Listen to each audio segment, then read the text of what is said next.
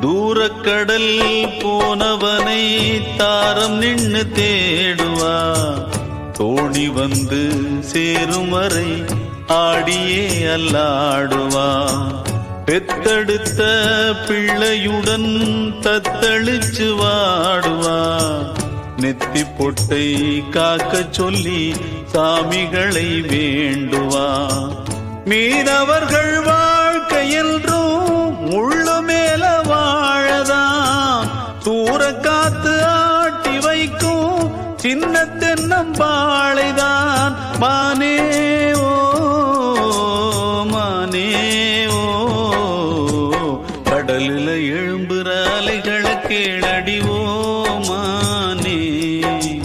மீனவர் படுகின்ற அவதிகள் கூறிடுமோ மானே.